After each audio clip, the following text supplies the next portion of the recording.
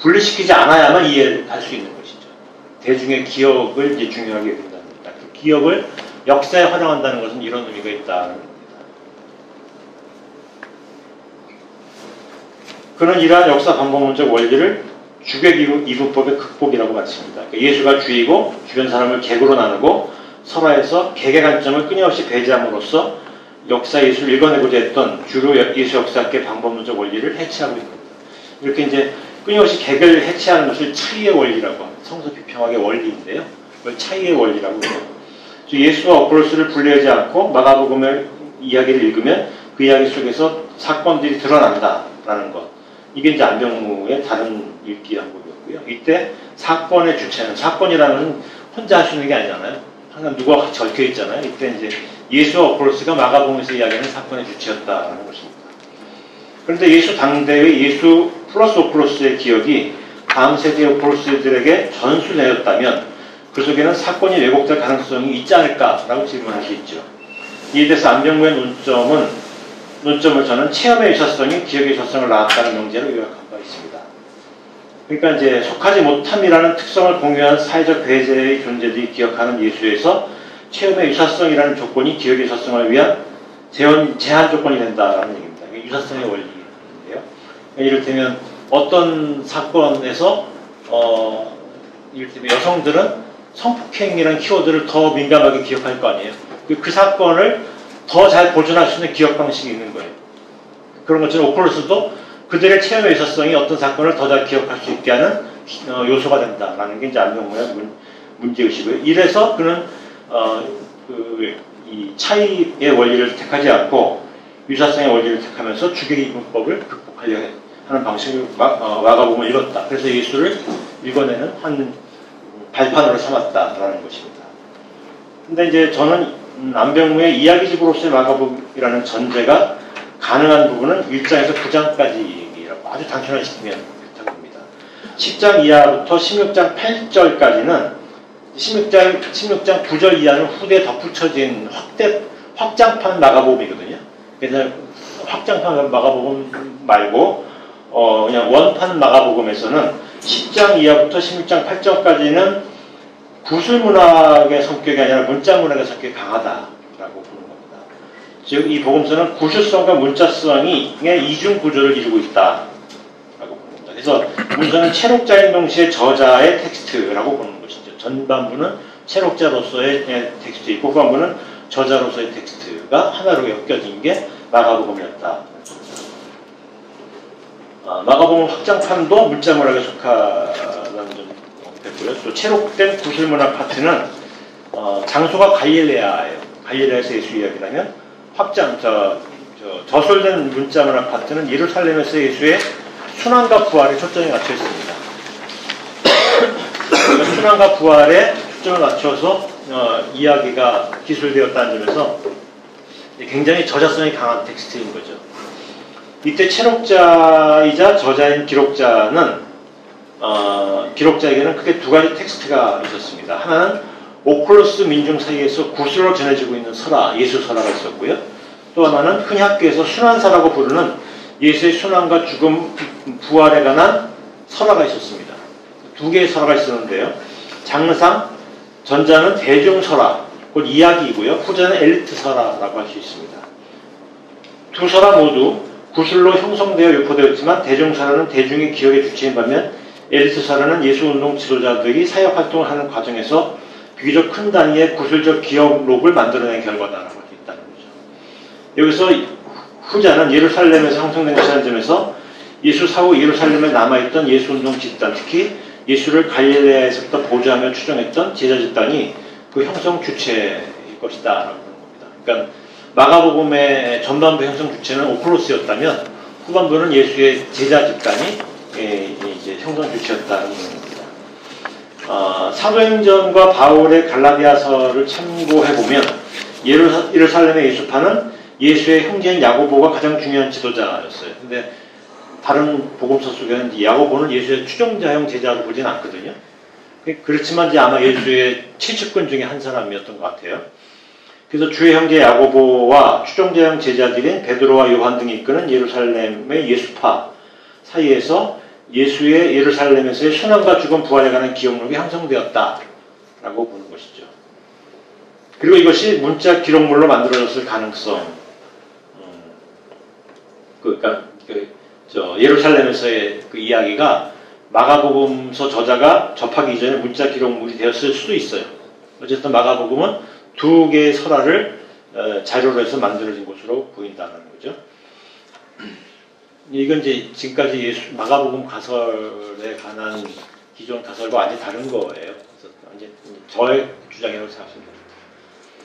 한편 마가복음의 채록자이자 저자인 이는 예루살렘에서의 예수 기록물을 알고 있었고 그것을 자신의 관점에서 개작한 것이 마가복음 9장부터 이제 16장 8절까지라는 것이 저의 주장입니다.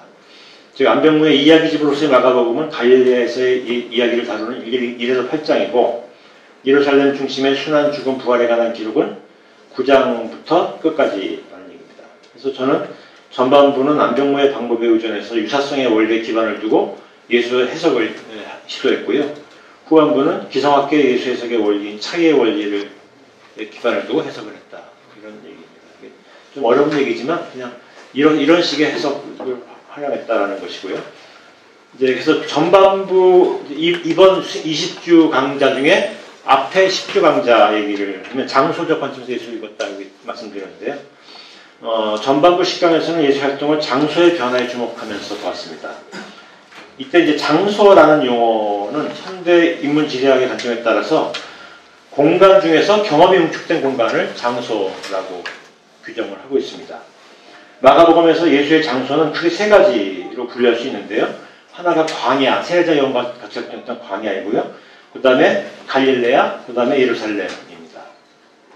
예수에게서 광야와 예루살렘은 예수에게서 광야나 예루살렘은 일상의 종교성이 있는 공간이 아니라 비일상의 종교성의 공간이에요. 예수는 한 번도 접해보지 못했던 곳이고요. 또 자기가 익숙한 곳을 떠나야만 접할 수 있는 공간입니다. 반면에 갈릴레아는 일상의 종교성으로 체험된 공간입니다. 그러니까 자기가 잘 아는 거예요.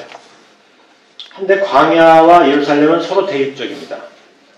이스라엘 대중전승 속에서 신이 현존하는 예루살렘을 전복시키는 교두보로서 설정한 장소가 광야예요.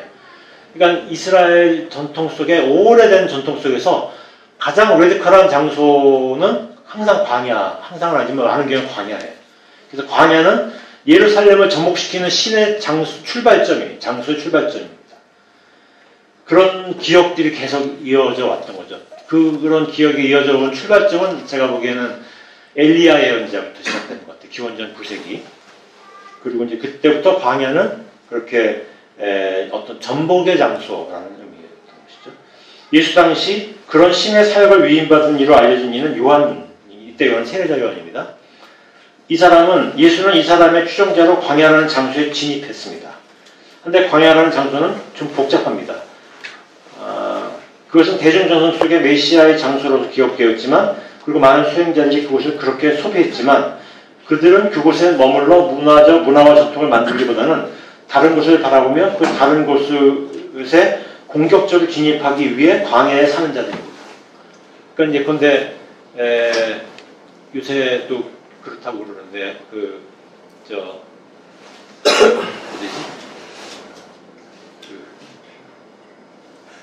학원 고시학원 많은데 노량진은 주구장창 거기 살려고 들어가는 게 아니잖아요. 떠나기 위해서 들어가잖아요. 다른 세계를 공격하기 위해서 들어가는 곳이잖아요. 근데 광야가 그런 곳이란 말이에요. 떠나기 위해 들어온 곳이 광야입니다. 그런데 광야에는 또 다른 이들이 많이 있습니다. 그들은 용병입니다. 그러니까 이 광야는 베레아 지역을 말하는데요. 이 베레아 지역은 되게 지형이 산이 많고 그 다음에 풀도 거의 없고 그런 지역 무덥고 해서요. 주민이 별로 없습니다. 근데 그곳에 그 주목받는 두 부류의 사람들인데, 하나는 수행자들, 광야의 수행자들이고 혁명적 꿈을 꾸고 있는 광야의 수행자들이고, 또 하나는 용병들. 왜냐하면 여기가 이제 국경 지역인데다가 국경 너머에는 강력한 적대적 국가인 바로 나바테아 제국이 있었기 때문에 거기에 이제 용병들이 많았어요. 이들 용병들도 광야에서는 조상의 전통이 없고 또한 그곳을 떠나기 위해 그곳에서 삽니다. 그런데 광야는 프랑스 인류학자 마르크 오제가 명명한 것처럼 비장소에 속합니다. 이제 마르크 오제가 이제 이 공간 이론에서 새로운 가설을 제시한 게 비장소에 가는 건데요. 이를테면 평택과 안성이 이제 붙어 있잖아요. 제가 요새 평택에 자주 가게 돼서 이제 관심 갖게 되는데, 그 안성은 전통적으로 양반이 많이 사는 곳이거든요. 그래서 이제 안성이라는 곳은 굉장히 유명한 곳입니다. 교통의 요지이기도 하고 문화의 요지이기도 하고 양반이 많이 살고 굉장히 전통이 강한데, 평택은 이제 그런 전통이 많이 약해요. 근데 지금 가보면 안성은 쇠락하는 도시고요. 평택은 발전하는 도시. 급속도로 발전하고 있어요. 왜냐하면 무슨 삼성 공장이 들어와 있고 미군 부대가 들어와 있고 전통에 약하니까 자본은 들어와서 새로운 공간을 만들어내기 너무 용이한 거예요. 그러니까 비장소는 어떤 방식으로든 쇄신이 쉽게 이루어지는 장소이고 혁신적 공간인데, 전통의 경험이 많이 깊게 새겨져 있는 공간은 끊임없이 저항이 있기 때문에 쉽지 않다라는 거죠. 근데 이제 예수가 처음 진입한 이 광야도 비장소, 전형적인 비장소예요. 한편 갈릴레아는 대중전승 속에 신의 사역의 장소로 기억되어 있지 않습니다. 하지만 예수는 이 지역에서 태어났고 성장했으며 광야에서 돌아와 부활한 요한으로서의 사역을 계속하는 장소였습니다.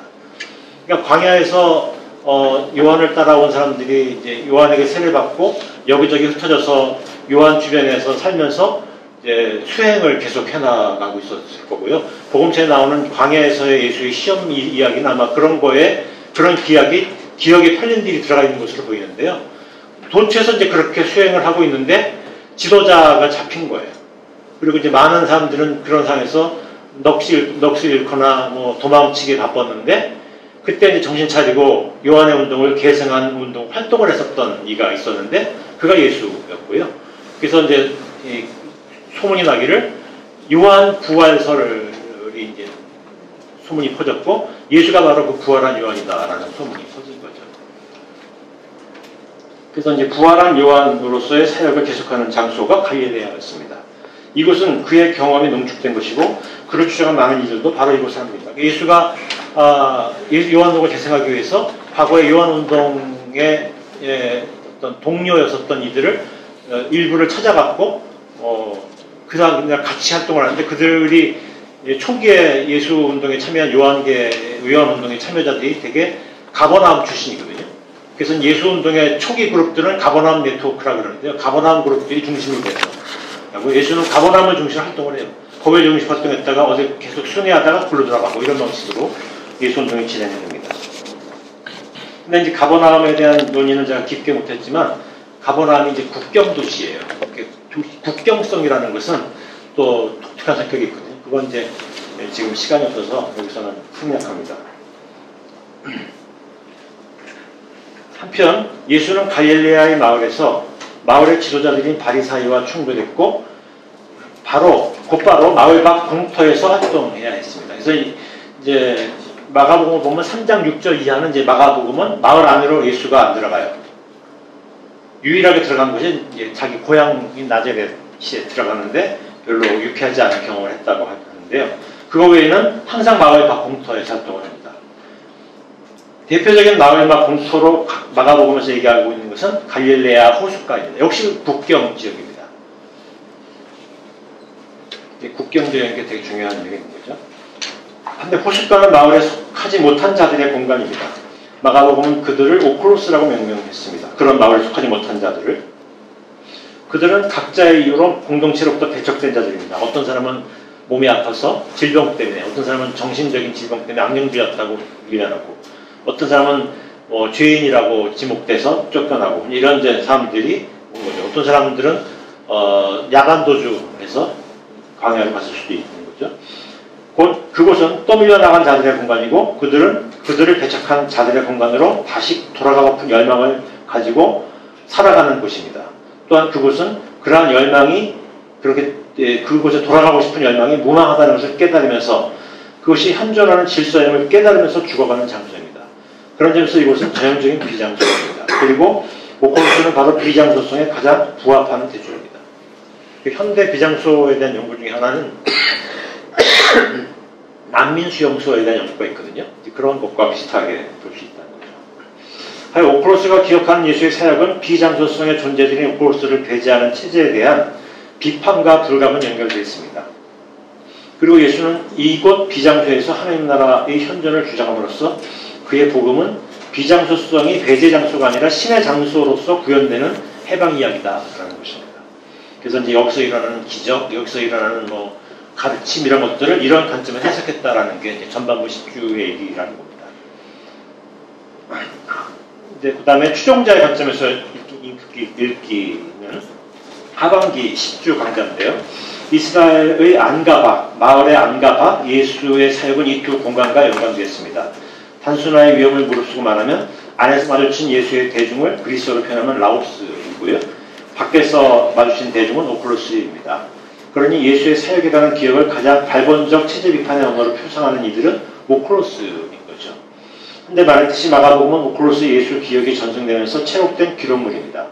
그러니 마가복음이 기억하고 있는 예수는 가장 급진적인 예수일 수밖에 없다는 것이죠. 다른 예수를 기억한 주체들이 없지는 않을 것입니다. 특히 루가복음에는 온건한 비판자 예수를 좀 더 많이 볼 수 있습니다. 근데 루가복음에서 설화 부분은 마가복음을 원본으로 하고 있는 것이고요. 루가복음 저자의 개작 부분이 역사 예수와 얼마나 어떻게 연결될 수 있는지는 미지수예요.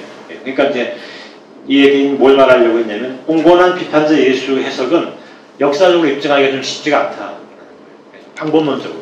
그러니까 이런 다른 해석이 있을 수도 있지만 방법론적으로 어려워서 좀 난관이 있다라는 얘기입니다. 한편 마가복음에는 나오지 않는 부분은 대체로 말모음집 부분인데요. 그러니까 마가복음에는 누가복음에는 마가복음을 대본으로 된 이제 그 내러티브 부분이 있고요. 그 다음에 내러티브가 거의 없는 말모음집 부분이 또 있다는 거예요. 이게 학계에서 일반적으로 어록 텍스트 또는 큐 텍스트라고 부르는 게 그런 부분인데요. 오늘날 예수 연구자들이 제일 많이 주목하는 게 이 큐 텍스트예요. 근데 문제는 내러티브가 결여된 텍스트에서 예수에 대해서 얼마나 많은 것을 알아낼 수 있을까라는 것이 문제입니다. 그래서 저는 뭐 여기에 대해서는 굉장히 부정적입니다. 그래서 내러티브로서 예수가 읽혀져야만 이 말모음집이 해석될 수 있는 실마리가 생기지, 내러티브의 예수를 복원하지 못하면 말모음집으로서 예수는 발견하기 너무 어렵다라는 얘기를 거고요.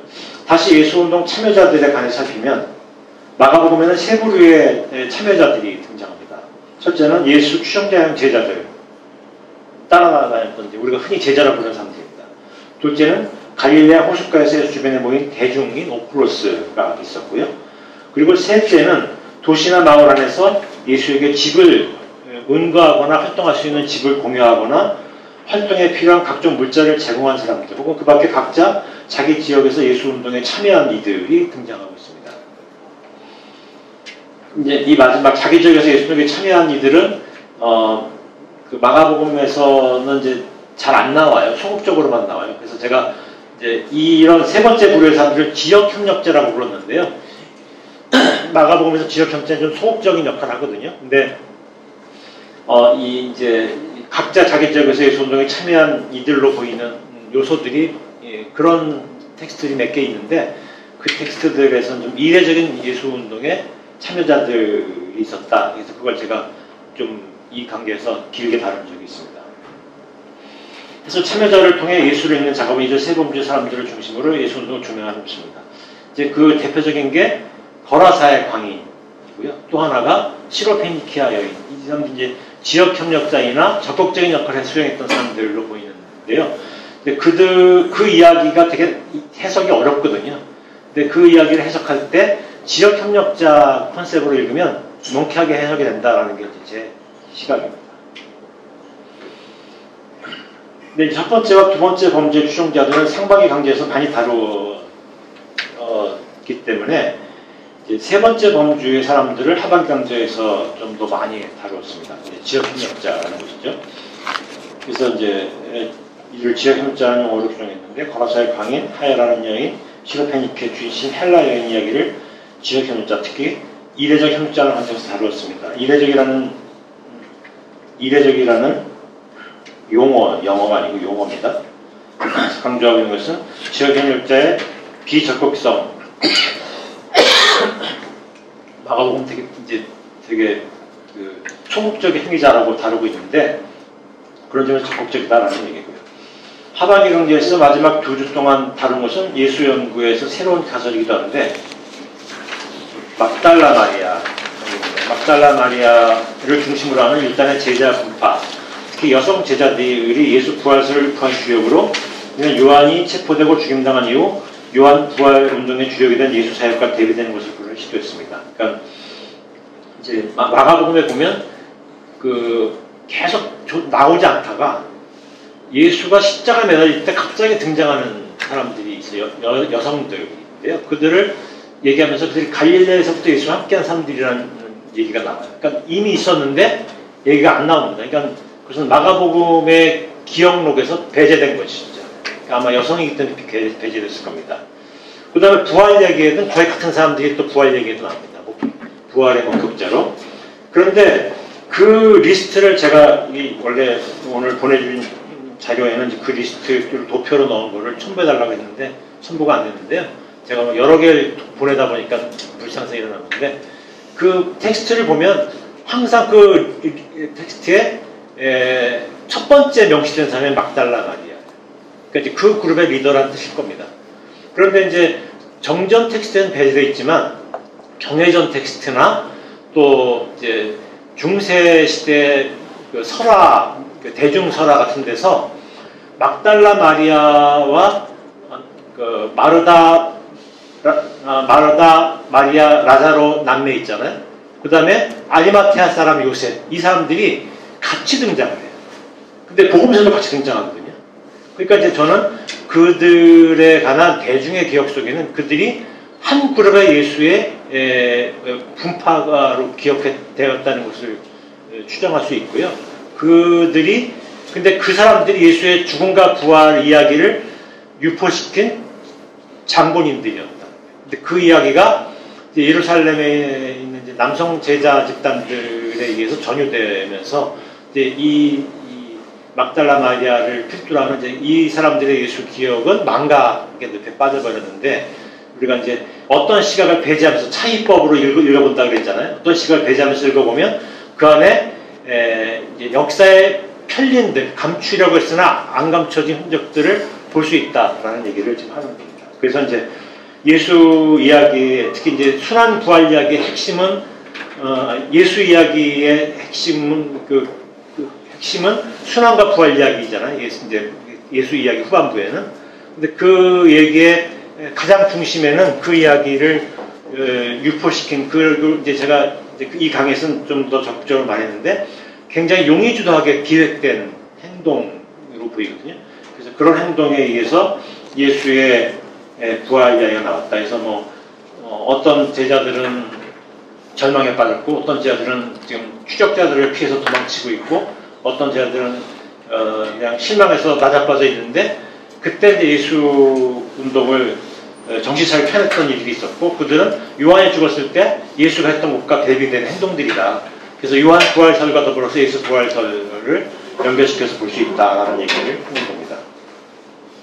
그래서 이제 마지막 단락에서는 시간 많이 지나서 간략히 요약하면, 우리가 이제 이렇게 역사에 대한 그 복원을 이제 시도하는 것은 역사가의 작업이고요. 이것은 이제 근데 역사를 만들어내는 건 역사가의 작업이 그 출발점이고, 역사는 이제 이 집단이 같이 만들어내는 것이다. 근데 그 만들어내는 집단은 전문가 집단, 성서 전문가 집단이 아니라 여러 분야의 삶의 전문가들, 일상의 전문가들, 애기 키우는 전문가들, 밥 짓는 전문가들,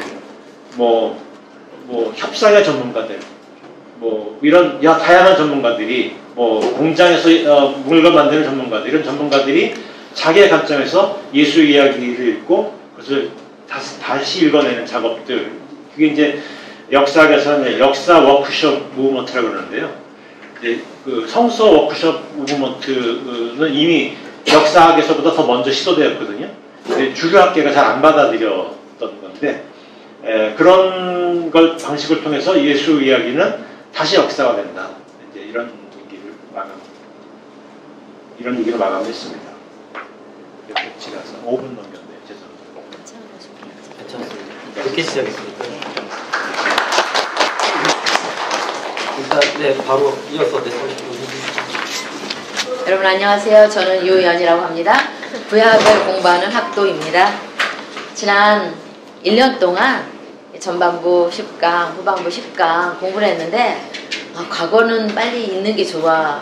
그래서 빨리 잊었어요. 그랬더니 뭘 공부했나 모르겠어요. 그래서 여러분과 뭘 나눌까 생각을 하다가 사실 전반부에는 젠더나 퀴어 시각에서 많이 하지 않고 페미니즘까지는 많이 했어요.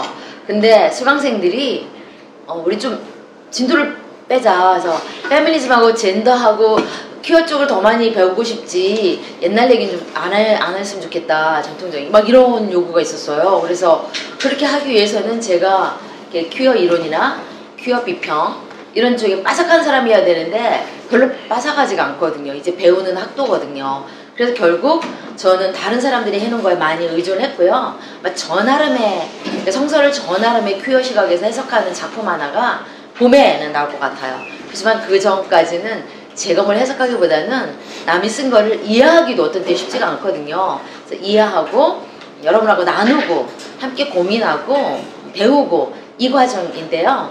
오늘 그 지혜문학을 시와 지혜라는 주제로 하반기 했거든요. 그걸 다 나눌 수는 없고 그 중에서도 잠언과 욥기인데 특히 잠언을 중심으로 나누려고 해요. 그럼 이따가 또 준비하신 질문자들이 있으니까 그분들이 질문할 때 더 풍성하게 나올 거고 또 오늘 참여하시는 분들도 함께 참여하면 좋을 것 같아요. 제가 소개문에는 이렇게 했어요. 성서 지혜문학은 전통적이고 관습적인 지혜를 보여준다. 그러니까 잠언이 딱 떠오르죠. 이 지혜가 말하는 삶은 동그라미와 같다. 세상은 동그라미처럼 말끔하게 선과 악, 여자와 남자, 위와 아래가 구분되어 있고 사람은 규범 그리고 질서를 따를 때 보상이 있고 성공을 한다는 것이다.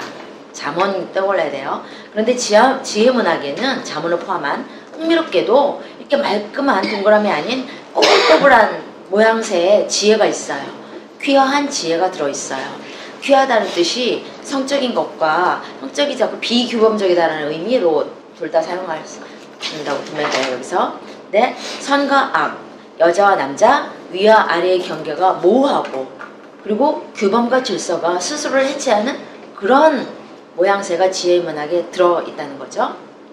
잠언은 여장을 한 지혜를 등장시킨다. 그리고 지혜로운 여자, 어리석은 여자 둘로 의인화해서 두 여자를 대조시키는 것 같다. 이게 전통적으로 여러분 신학교 다니면 배우는 게 바로 이거예요. 그런데 뜻밖에도 이건 페미니즘에서 발견한 건데 뜻밖에도 이 둘은 말과 행동이 너무 비슷하다. 그래서 둘이 하나는 지혜로운 여자, 하나는 어리석은 여자 그게 아니라 둘이 같은 여자다. 둘이 같은 사람이다. 걸 이제 페미니즘에서 많이 주장을 했어요. 그리고 확실한 기반을 강조하려는 전통지혜. 전통지혜의 목적이 뭔가 확실성, 질서나 규범 이런 게 다 뭔가 표준을 정해서 사람들 통제 아래 두고 상자 아래 두고 그러면 사실 힘 있는 사람이 더 다스리기 좋고 그런 걸로 인해서 미래의 확실성을 보장받고 싶어하고 그런 거라는 거예요. 근데 확실한 기반을 강조하는 전통지혜는 다른 사람들이나 다른 문화에 대해서 타자와 배제를 꾀하려고 하지만 우리는 두 여자가 이 여장한 지혜잖아요. 드래퀸일지도 모르는 두 여자가 결국은 하나고 둘 다 생명의 길로 인도한다는 것을 알 수 있다.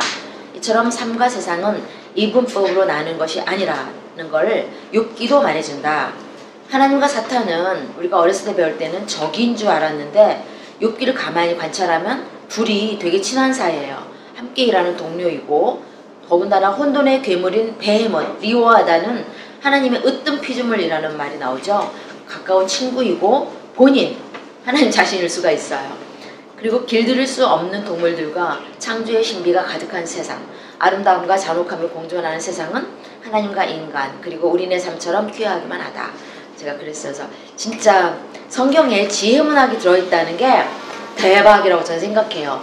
그러니까 만약에 역사서로 끝났다면 성경은 되게 진부한 책이 됐을 거고 11개 정도로 끝난다면 그리고 또 예언서 정도로 끝난다면 그러면 21세기 우리 한국에 살고 있고 전 세계가 지금 다양성으로 고민하고 막 그 누구의 억눌린 한 명의 목소리까지도 들으려고 노력하는 이 시대에 성경이 정말 예언서 정도로까지 끝났다면 그러니까 하나님을 역사의 주 이 정도로 표현하는 그런 걸로 끝났다면 되게 우울한 책이 되었을 것 같아요. 근데 아가도 들어있고 시도 들어있고 이런 지혜문학도 들어있는데 특히 지혜문학의 수준이란 제 생각에 유대교나 기독교를 초월하는 차원이라고 생각해요. 그래서 여러분 뭐 제임스 파울러가 말하는 신앙 발달 6단계 중에 6단계 6학년 중 가면 모든 종교를 초월해서 보편적인 사랑을 실천하는 그러니까 누가 뭐라든 누가 손가락질 하는 말든 자기 종교를 졸업하고 보편적인 사랑을 실천하고 자신을 온전히 남한테 내어주는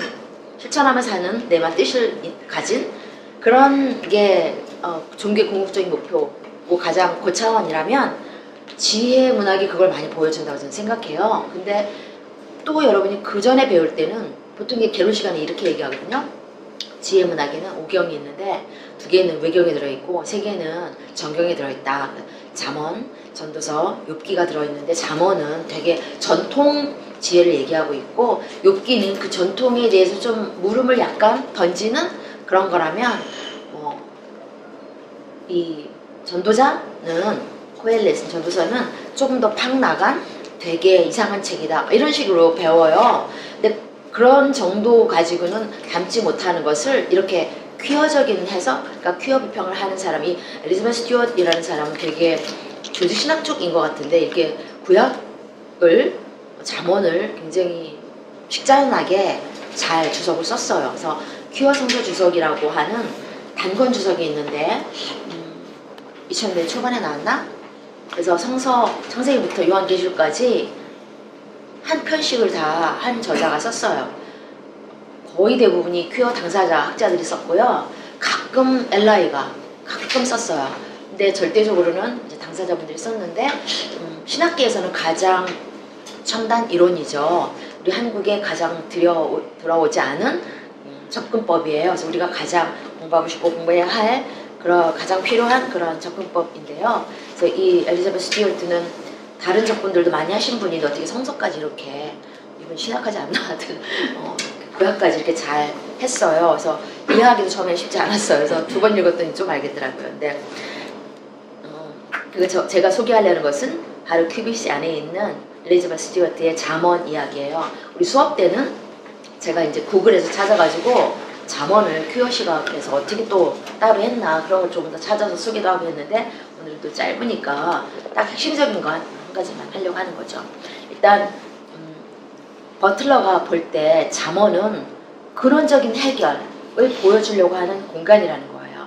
근원적 해결이란 뭐냐면 지금 미래가 삶이 불확실할 때 뭔가 확실하게 만들려고 하기 위해서 확실한 것을 기반을 다지기 위해서 사람은 보수든 진보든 좌파든 우파든 과거에 확실했던 것 그런 것에 이렇게 그런 걸 소환해 내려고 한다는 거예요. 그러니까 잠언에 나오는 많은 명제적 진술들이 그걸 보여주고 있다는 거예요. 그래서 스승이 제자한테 부모가 아들한테 얘야 이렇게 해야지 너는 이 사회에서 성공할 수 있어. 이렇게 살아야 돼. 인간관계 이렇게 하면 좋고 이렇게 하면 네가 행복하고 너 이렇게 해야지 잘 살 수 있고 이게 다 과거에 맞았던 것을 소환해 내므로써 불확실한 미래를 준비하는 모습이라는 거에서 근원적인 해결을 하려고 하는 모습이라는 거예요.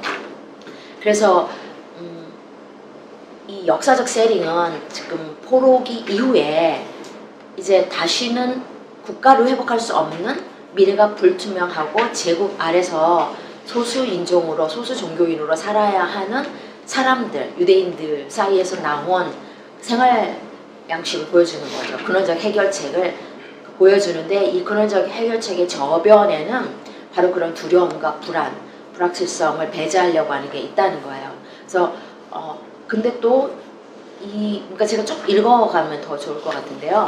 결론은 뭐냐면 여기에 나오는 두 여자가 있는데 그 두 여자는 결국 한 인물이고 둘 다 신성을 대표하고 우리는 한 여자는 이렇게 되게 긍정적인 것 같고 한 여자는 부정적인 것 같지만 인생의 신비를 위해서 신성에 다다르기 위해서 두 여자한테 양다리를 걸쳐야 한다는 거예요.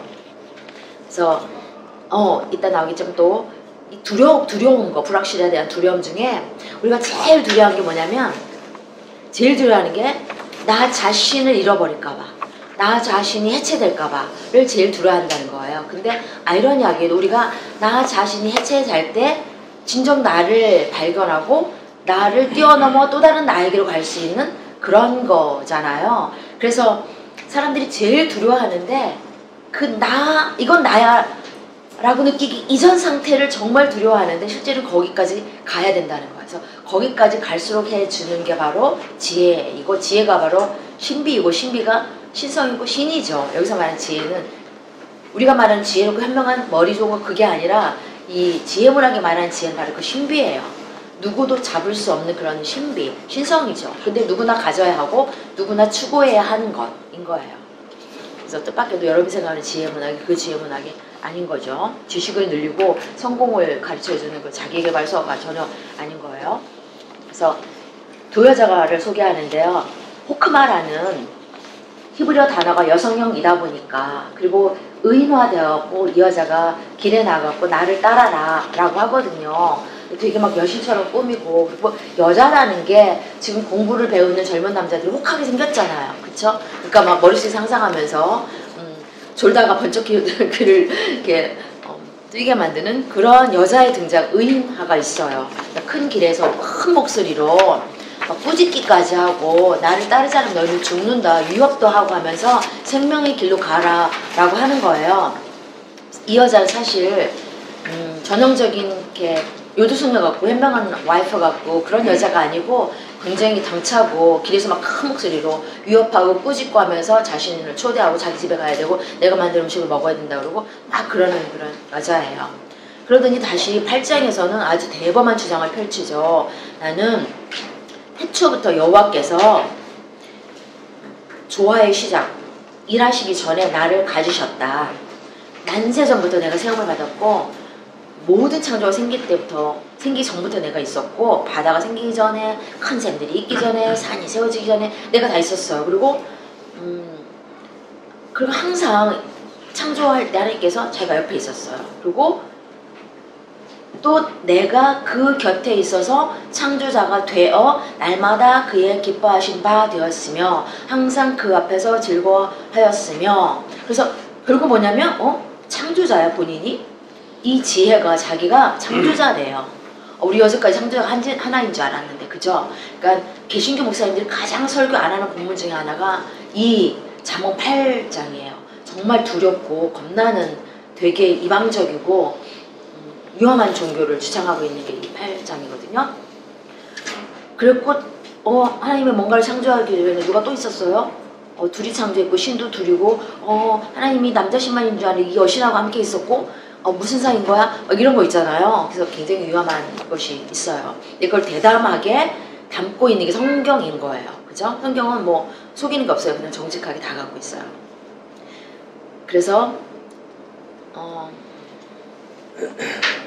결국 이 여자가 또 의인화되었기 때문에 신성을 해체하는 거예요. 신성을 약하게 만들죠. 신성을 퀴어하게 만들어요. 그러면 하나님이 지금 여장하신 건가? 이렇게 물을 수도 있는 거죠. 그래서 결국은 이 지혜가 이 호크마가 신성을 거리에 등장했으니까 하나님을 거리 하나님을 만든 거고요. 하나님이 조금 전복시켰죠. 그런 면에서.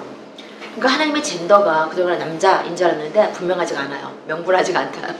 분명하지가 않아요. 그리고 이 여자가 공동의 노력을 창조했고 신이 둘이고 그러니까 뭔가 우리가 알던 성스러움이 지금 불안정화되는 거예요. 근데 성스러움이 불안정하다는 건 뭐냐면 자아가 불안정하다는 것을 반영한다는 거죠. 그리고 더욱더 자아의 불안정화를 촉발하고 그러니까 우리가 하나님 이런 분야라고 뭐든지 이렇게 분명하게 정해져야만 내가 분명하다는 거예요. 그래서 끊임없이 되게 목사님이 설교하는 거 보세요. 하나님이 뭐뭐하다라고 끊임없이 정해놓고 가르치잖아요. 실은 그게 아닌데 그건 자기 생각이지. 그죠? 그래서 바빌론 포로 후에 유대인들 사이에서는 커다란 질문이 있었죠. 하나님은 어디에 계신가? 왜냐면 자기들이 버림받았다고 생각했으니까. 그전에는 뭐 왕, 법정이 있고 현자들이 있었고 국가가 있었고 가족이 있었고 막 확실한 기반이 있었고 잠언도 역시 그거에 호소하려고 노력은 하는데요. 잠언에서 하나님의 모습은 두드러지지 않거든요. 지금 기껏해야 의인화된 호크마의 모습으로 나오거나 그 뒤에 그 배경으로만 계시잖아요. 근데 결국 우리가 또 9장을 보면 하나님 어디에 계시는가에 대해서 이런저런 말씀을 어리석음을 버리고 생명을 얻으라 명철의 길을 행하라 거만한 자를 징계하는 자는 도리어 능력을 받고 악인을 책망하는 자는 도리어 듣고 많은 그런 교훈들을 더하고 있어요. 그런 것들이 또 근원적 해결의 모습인데 하나님은 인간 활동의 본질이다 라는 말이기도 하거든요. 하나님이 너희 속에 있고 너희와 함께 살고 너희 하는 활동이 또 하나님이 하신 활동이기도 하고 막 이런 거거든요. 이 여자가 하는 일도 사람들 속에서 집을 짓고 사람들 초대해서 만찬을 준비하고 그러니까 하나님이 만물에 내재하시죠. 인간 경험의 중심에 계시고 그래서 만물 속에 내재한다라고 얘기하면 사람들이 겁내는데 그 반대로 동시에 얘기하면 덜 겁내더라고요. 기독교인들이. 그러니까 하나님 안에 우리가 다 존재하고 우리 안에 하나님이 존재하고 이 두 가지를 동시에 얘기해야지 이단이 안 되더라고요. 근데 한 가지만 얘기하면 이단이 되더라고요. 그러니까 어쨌든 그래서 지금 뭔가 만물에 내재하는 그런 모습을 보여주고 인간 경험 한복판에 계시는 그런 하나님을 이 여자들이 보여주고 있어요. 그런다고 해서 파악하기 쉬운 존재나 덜 모호한 존재는 아닌 거죠. 이 지혜가, 신성이, 신비가. 그리고 이런 측면은 집에서나 지혜서 쪽으로 가면 외경의 지혜서로 가면 더 많이 나오죠. 결코 잡을 수가 없다는 그 신비와 지혜의 모습이 더 강조되는데 이 잠언에서는 뭔가 굉장히 잡힐 수 있고 가까이 있는 그런 신비의 모습이죠. 지혜가. 근데 아무리 근원적 해결을 하려고 해도 지금 신성은 사실 부재한 거고 이 여자를 잡을 수 있는 거 아니고 성전도 부재하고 있어요. 그래서 의연화를 통해서 신성이 약화된다고 해서 잡을 수 있는 건 아니에요. 그래서 이 호크마가 그 지혜와 신비, 신성이 여장을 한 상태로 어디에서 있냐면 거리 모퉁이에 있고 도시 입구에 있고 그 도시 입구라는 것이 공공장소잖아요. 사람들이 재판 열고 사람들이 많이 모이는 가장 번잡한 곳에서 극도로 과장된 캐릭터를 연기한다는 거죠. 그럴 때 이 여자의 모습이란 고대 이스라엘 사이에서 금지된 여신의 모습 마하트, 이시타르, 하토르, 아세라 같이 하토르 이제 20대 사랑의 여신 그 마하트 지혜의 여신 이런 여자들 특히 이시타르 같은 경우는 아세라 같은 여자는 무엇보다도 종교학자들은 이스라엘 종교학자들은 야훼의 배우자였다라고 주장을 많이 하죠. 그랬기 때문에 성경에서는 이 아세라를 반대하는 얘기가 많이 있었고 그 얘기가 많이 있었다는 것은 아세라가 야훼의 배우자였다는 사실을 더욱 강조할 뿐이다라고 얘기하죠. 그래서 이 여자가 이런 모습으로 극도로 과장된 캐릭터로 공공장소에서 막 거칠게 소리 지르면서 막 위협하고 유혹처럼 이렇게 초대도 하고 막 이러는 모습이 지혜를 희화화했다는 거예요. 뭔가 드랙 행위가 있고 드랙이라는 게 뭔가 비하적인 풍자를 담고 있는 것처럼 그래서 지혜를 품이 없고 왜곡되게 구현하고 있다는 거예요. 그래서 참 어려운 얘기예요. 저도 이걸 이해하려고 많이 얘기했는데 많이 생각했는데 그러니까 결국 이건 이제 엘리자베스 스튜어트의 주장이잖아요. 그러니까 여신처럼 치장하고 거칠고 큰 목소리로 여자답지 않게 굴고 있는 이 여자. 근데 그 내용은 신이에요. 그쵸?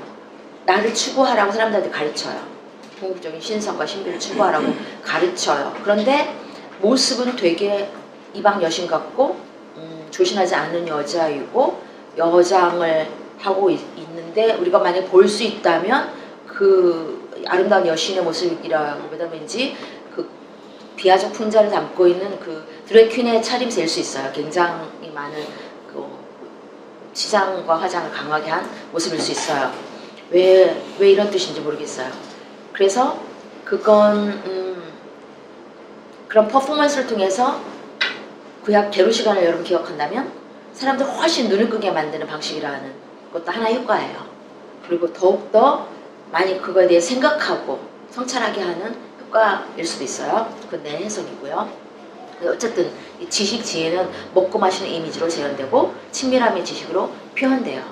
그래서 호크마가 지혜의 여자를, 현명한 아내를 시끄럽고 대담하고 도전적이고 까다로운 존재로 새롭게 해석하고 있습니다. 그래서 이 여자가 또 여성으로 이렇게 드래그를 한다는 건 뭐냐면, 남자만 있던 신성에 여성성을 불어넣어서 이스라엘이 여신이 없었을 때 그 우울함이 있었는데 그 우울함에서 벗어날 수 있게 해줍니다. 그래서 이 호크마가 원래 잠언의 의도는 근원적 해결, 근본을 강화하기 위해서 도입한 것일지 모르겠지만, 이 여자가 은근히 이원성이라든가 모순으로 막 혼란스럽게 만들고 있기 때문에, 특히 뒤에 나오는 이방 여자 있어요. 이상한 여자, 음란한 여자, 어리석은 여자. 그 여자와 더불어 해체하는 역할을 수행한다는 겁니다. 그리고 두 번째로 등장하는 여자는 어리석은 여자라고 부르고 또 이상한 여자라고 부르는데, 그 이상하라는 표현이 이방 여자라고도 해요. 근데 그 자세히 보면 남편이 출장 갔다 그래갖고 반드시 그 인종으로서 이방 여자는 민족으로서는 아닐 수 있어요. 근데 뭔가 이상한 여자를 이방 여자라고 그 레이블링 하는 거죠. 근데 이 여자는 좀 아까 나왔던 그 호크마보다도 더 큐어합니다. 이 여자의 특징은 노골적으로 유혹과 파탄과 죽음의 길이 특징이에요. 그리고 7장에 보면 젊은 남자를 유혹하는 모습이 생생하게 나오죠. 그래서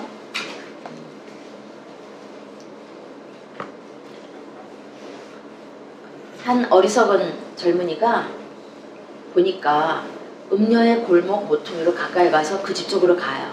저물 때, 황혼 때, 깊은 밤 흑암층에. 근데 이 여자가 기생의 옷을 입고 맞이하면서 막 거리나 광장, 모퉁이 받아서 사람을 기다리는 여자예요. 이 남자를 붙잡고 그에게 입맞추며 부끄러움도 모르는 얼굴로 말해요. 내가 서원한 거 오늘 갚았네. 내 손이 오늘 이루어졌네. 내가 너 맞으려고 여기 있는 건가 봐. 막 이러면서 내 침상에 요도 있고 막 애금 무늬가 있는 이불도 막 고급진 거 있어. 가자. 막 이렇게 꼬시는 거예요. 남편 집에 없어. 막 이러면서 보름 후에는 와. 막 이러면서 고운말로 여러 가지 고운말로 유혹하고 입술에 호리는 말로 깨고. 그래서 이 젊은이가 결국 따라가요. 그래서 네. 그러니까 이 여자도 보면 되게 전형적이지 않은 이스라엘의 여자이죠. 근데 이 여자가 그 데려가는 곳이 죽음의 입구라는 거죠. 무지와 해체의 입구인데, 죽음의 입구라고만 생각하면 잘못된 해석이라는 거죠. 뭐냐면 아까 우리가 제일 두려운 게 내가 아닌 것을 경험할까봐. 여러분 아주 새로운 교육을 받거나 아주 새로운 경험을 할 때 제일 두려운 게 여태까지 내가 경험한 것 아닌 새로운 것을 통해서 내가 전혀 다른 사람이 되거나 내가 저까지 좋아했다고 싫어한 것이 되거나, 저는 막 목회 나가기 전에 미국에서 목회했는데 굉장히 그런 두려움이 컸어요. 뭔가 환골탈태해서 내가 전혀 다른 사람이 될까봐 두려워서 기대되면서도 되게 두렵더라고요. 그런 게 있었어요. 그래서 근데 내가 지금 무지를 알아야지, 그러니까 진짜 무지를 경험해야지 새로운 지식을 갖게 돼 라는 다짐이 있고 각오가 있는 사람, 내가 해체되어야지 새롭게 태어나를 아는 사람, 니고데마 같이. 그게 바로 요한복음이 얘기하는 그 예수와의 만남은 그렇게 돼야 된다는 거잖아요. 그거를 원하는 사람, 그걸 깨달은 사람, 그 눈이 열린 사람한테는 이 여자의 이 초대를 받아들여야 하는 거죠. 그죠? 근데 그 근본 안에 머무르라고 하는 사람, 그런 그 잠언의 현자는 바로 그런 여자는 절대 가면 안 돼. 거기가 만대라는 거죠. 그러니까 큐어 신학을 공부하고 싶어하는 평신도들한테 그건 무조건 안 돼. 왜냐, 거기 가면 죽어. 그건 악마적인 거야. 이렇게 가리키는 거랑 똑같아요. 그쵸? 우리가 막스 공부하려고 그랬더니 자바가 빨갱이래. 무조건 안 돼였잖아요. 80년대. 그런 똑같은 거죠. 근데 우리는 이 안 되는 게 뭔지 한번 죽어봐야 다시 사는 거죠. 그래서 클라우디아 캠프가 바로 그 one of the feminist scholars였었어요. 왜냐면 이 두 여자가 그 호크마나 이 어리석은 여자가 같은 여자다. 결국 동전의 양면이라는 거를 발견한 거죠. 근데 이 여자는 그냥 여장한 지혜가 아니라 이방 여자, 근본, 안정, 질서에 집착하는 사람들은 미래의 균열이 보일 때 그 중에 이제 그 위협 중에 하나가 이방 여신들, 이방 종교들이었죠. 왜냐면 그러니까 이스라엘이 다종교 속에 살았지만 항상 단일 종교가 있던 적이 없어요. 오히려 나라가 망하고 나서 제국 종교에 들어갔을 때 그때부터 이제 유일신 종교를 만들어 갔는데 여전히 야훼 종교는 힘없고 작고 제국의 종교가 더 강력했잖아요. 그러니까 더욱더 이방 여신의 모습을 한 이 나쁜 여자는 따라가면 안 돼를 강조하고 싶었겠죠. 그래서 그렇지만 이 또 다른 현자인 엘리자베스 스튜어트는 우리한테 얘기하죠. 우리가 신성과의 신비로운 조우를 원한다면 두 여자를 함께 동시에 접할 때만 가능하다라는 거죠. 그렇게 할 때에만 우리는 궁극적으로 조종과 통제를 피할 수 있다는 거예요. 왜냐하면 그 호크마를 강조할 때는 동화를 강조하는 거고 그 이상한 여자는 절대 안 돼 할 때는 그 여자는 악마하는 거잖아요. 무언가를 배제하는 거잖아요. 그러니까 인생이 그렇게 단순한 것이 아닌데 그래서 하나는 타자시키는 거잖아요. 그러니까 근데 우리는 이 둘을 다 통합해야 된다는 거죠.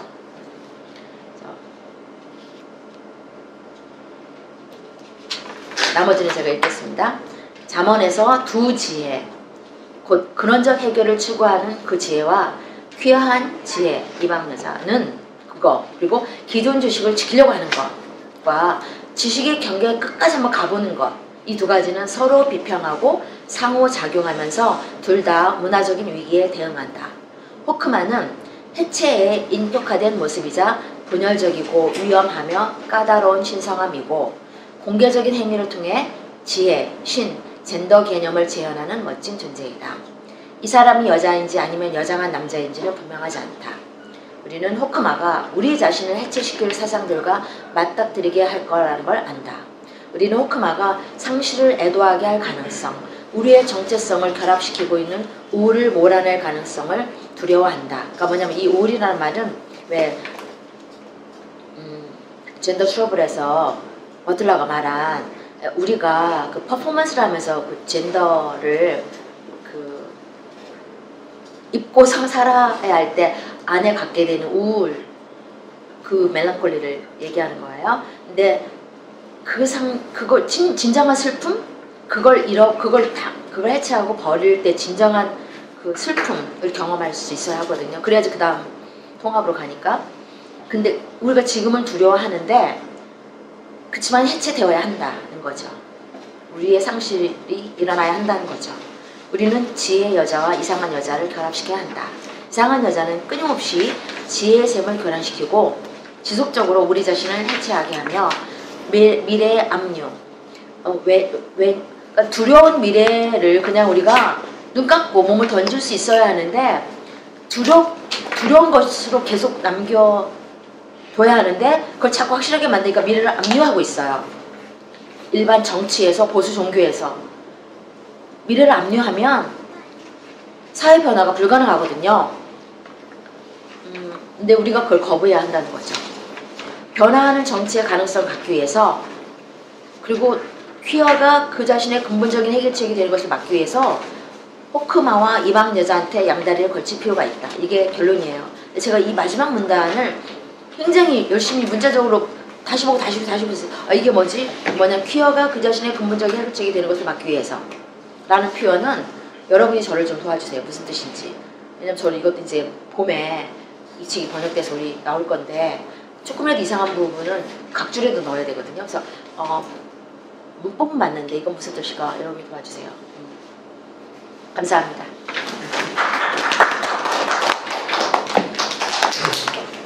네, 지금 딱 정확히 1시간 지났는데 정말 정확하게 맞춰주셔서 잠깐만 그러면 저희 이제 한 5분 정도만 휴식했다가 질의응답하고 토론하는 시간 갖도록 하겠습니다. 혹시 그 참가비 안 내주신 분들은 저기 항아리에 참가비 좀 내주시면 감사하겠습니다.